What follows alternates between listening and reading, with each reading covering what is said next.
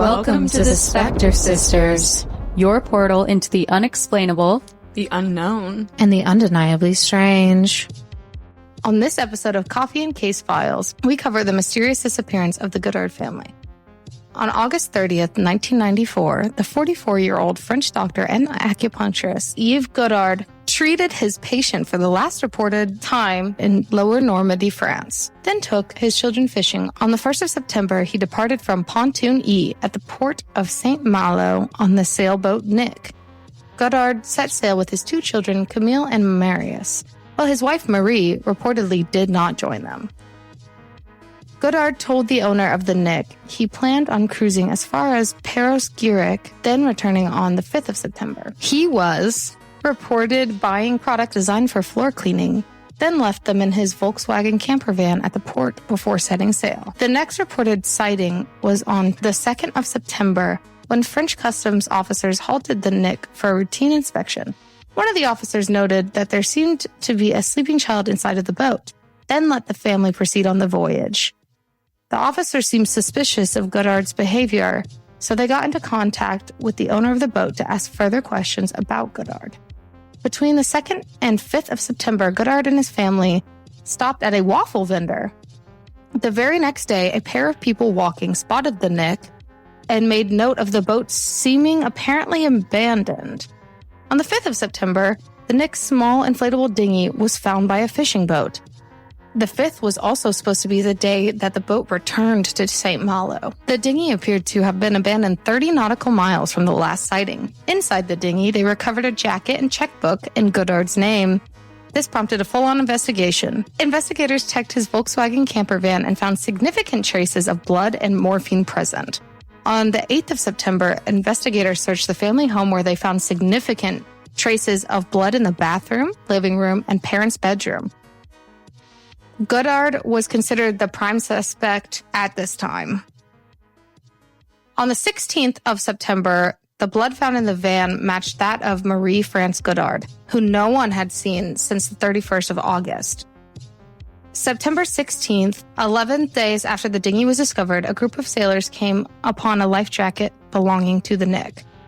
A week later, on the 23rd of September, a recovered inflatable survival raft was found half deflated on the beach at Lyme Bay and Dorset, England, with its canvas canopy seemingly cut off and missing.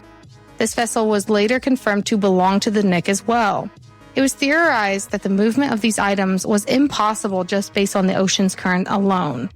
They had to have been scattered deliberately, especially with the evidence of the emergency inflation device being detached. The manufacturer stated the dinghy could have only remained inflated for 72 hours after this device was removed. 4 months later, on the 16th of January in 2000, a canvas bag was caught with a fisherman's trolling net. It contained numerous personal belongings, including driver's license, clothes, insurance documents, checkbooks, and the entire contents of Marie-France Godard's handbag, as well as binoculars and a hammer. Then again, on the 6th of June, a seashell harvester's boat's nets brought up a fragment of human skull. The fishermen originally threw this back into the water. Then 4 hours later, another skull was brought into the boat, but this time, the fishermen brought it in for DNA analysis and revealed it to be the skull of Camille, Godard's 6-year-old daughter. The analysis also concluded that the skull had been resting at this location since at least February of 2000, which made people speculate the theory that the Nick somehow sank, claiming the lives of the Godards. This led to the area where Camille's skull was recovered being scoured by a mine hunter and the French Navy. All searches came back negative, with no trace of the boat being found. On Sunday, the 11th of February in 2001, a walker on the beach came across Godard's business card washed up on the shore. Then again, on the 22nd of February, that same year, a bank card of Godard was found on the same beach. On the 21st of May, a walker found a credit card again on the same beach. Investigators were called and the beach was searched once again, with no traces of the Nick being found. A diver discovered another credit card off the same beach on the 3rd of June. On July 5th, a credit card was found on the same beach yet again. all cards were taken to a forensic laboratory where the experts determined that they had not been in the water for long and could not have been thrown into the water in September of 1999. It was more likely that they were discarded one by one into the water in early 2001, which sprouted the theory that accomplices of Marie France Godard made it look like the deaths of her husband and children were accidental. On the 13th of September in 2006, a femur and tibia were recovered belonging to Godard, buried in the seabed. Again, the Navy was dispatched to find clues or evidence of the nick, and yet again, nothing turned up. This turned the public's interest to Marie and her disappearance, seeing as Godard, Camille, and very likely Marius were all recovered as deceased. We're torn between an accident or a family annihilation, which caused the court file to not close. On the 14th of December in 2008, a plastic insurance card that belonged to Godard was found in perfect condition on the beach, which fully reopened the case. In February of 2018, a child's skull was recovered, which sparked speculation that it could be Marius's. Another interesting eyewitness account occurred on the 14th of October in 1999, when a hotel owner claimed to have had Godard and his children stay in his hotel from the 7th through the 14th of September. This being the first of many witness statements placing Godard and his children at locations all around the world, including Scotland, South Africa, Miami, and Crete, with the discovery of a bank account opened in Madeira. But no movements of his funds were ever made. On the 14th of September in 2012, the examining magistrate ordered that the case be closed for the final time. The St. Malo public prosecutor stated, "The only hypothesis we can exclude is that the family's disappearance was a simple sailing accident. And even if it is the most likely line of investigation, we cannot formally confirm that Yves Godard and his family. The case is closed with no charges brought." What do you think happened to the Godard family? Aliens. And aliens. Alien Whoa. murder. It's That's always aliens. No, that case is crazy. Like having people like report them all over the world. Yeah.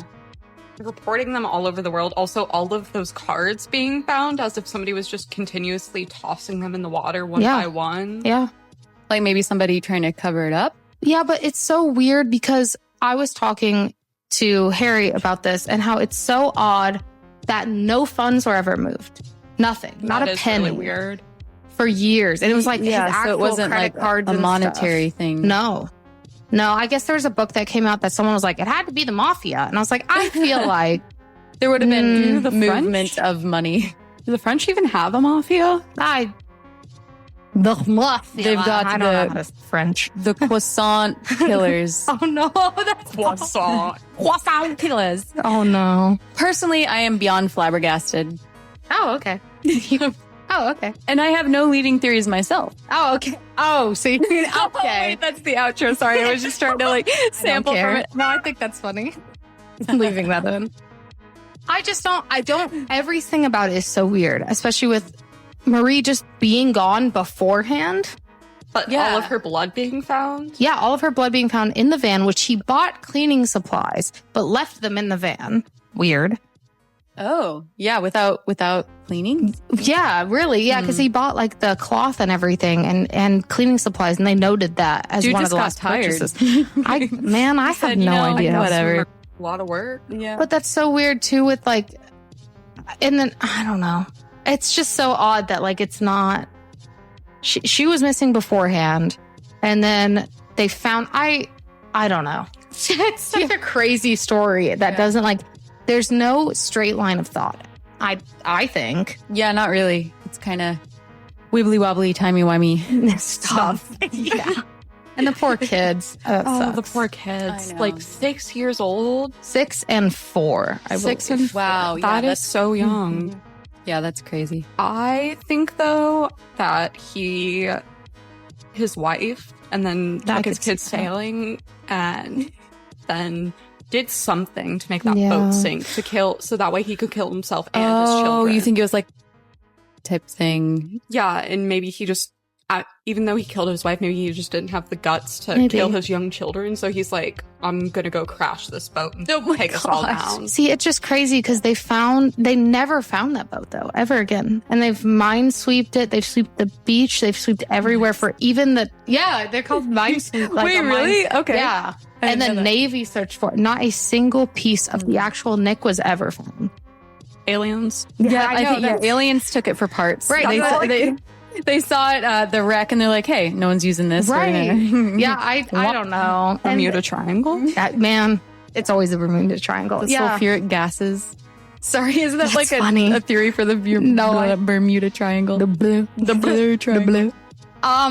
Yeah, and that's weird. I guess the only thing they really found from the Nick was the inflatable raft that had the canopy ripped off, what? Oh, yeah, that is the life jacket. Yeah, the life jacket and everything was placed too. So that's so that's the only reason why it's so weird, because even if he did do who was putting all the cards away, and then who from that year on, it's so crazy. Maybe somebody found out that he murdered his wife and then was using that as blackmail against him or something. Maybe. Well, that's crazy that they were searched though. The boat was thoroughly searched. That makes me think that maybe it wasn't him and maybe it was somebody else, because if he didn't die, or if he was the perpetrator and then died, you wouldn't have all this stuff happening after. So it's if somebody else was involved, then I don't know. I think I'm just going to go with aliens. I can't come up with anything better than that. This is such a crazy case that I stumbled on. The fact that it was finally closed on 2012 is crazy, because it's not that long ago. That was when the world ended the first time. Oh, yeah. So that's what happens. There's the end. Or it's the Kraken. Thank you, everybody, for watching. Stay spooky.